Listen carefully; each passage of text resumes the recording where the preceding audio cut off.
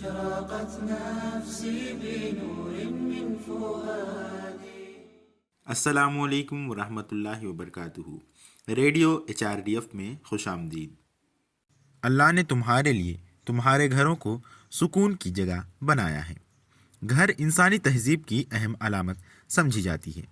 قرآن بتاتا ہے کہ بالآخر گھر کا مقصد پرامن زندگی گزارنا ہے۔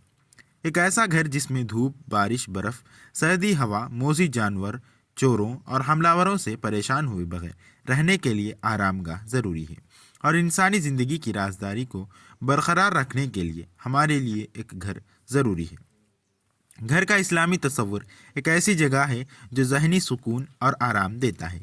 انسانی ذہن و دل آرام دہ گھر میں رہنا ہی پسند کرتا ہے۔ گھر میں جھگڑوں اور پریشانیوں کی جگہ نہیں ہے، یہ محبت، امن اور سلامتی کی جگہ ہے۔ اسلام گھر میں انتہائی تقدس کا حکم دیتا ہے۔ اجنبی شخص بغیر پوچھے اندر داخل نہ ہوں، اقتدار کے نام پر وہاں ناحق نہ جائیں، کسی بھی صورت میں وہاں جھانک کر نہ دیکھیں، اور ان کے راز ان کے علم کے بغیر یا ان کی غیر موجودگی میں دریافت نہ کریں۔ یہ وہ چیزیں ہیں جو ان کے امن اور سلامتی میں خلل پیدا کرتی ہیں۔ اگر ایسا ہوا ہے تو گھر میں سکون نہیں رہے گا۔ گھر میں امن و سکون اللہ کی ایک بڑی نعمت ہے۔ یہ صرف بے گھر لوگ ہی جانتے ہیں کہ یہ کتنا مشکل ہے۔ شروعات میں ایک شخص سر ڈھانکنے کے لیے گھر بنانے کا خواب دیکھتا ہے، لیکن وہ جب گھر بنانا شروع کرتا ہے تو ان کے خیالات بدلنے لگتے ہیں۔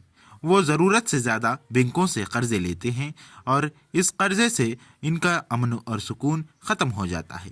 ہمیں دوسروں کی رائے اور پسند کے مطابق گھر نہیں بنانا چاہیے، بلکہ ہمیں اپنی ضروریات اور جیب کی حیثیت کے مطابق گھر بنانا چاہیے۔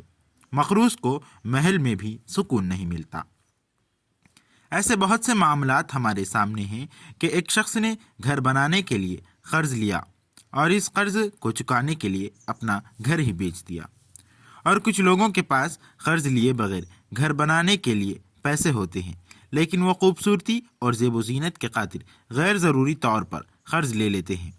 گھر بنانے کے معاملے میں یہ نہیں بھولنا چاہیے کہ اخراجات کا ایک ایک پائی کا حساب ہوگا۔ قرآن نے اسراف کرنے والوں کو شیطان کا بھائی قرار دیا ہے۔ سہولیات خواہ کتنی ہی کم کیوں نہ ہوں، ہمیں اپنے گھروں کو خوشی، امن اور باہمی محبت کے اندرونی حصوں میں تبدیل کرنے کی کوشش کرنی چاہیے۔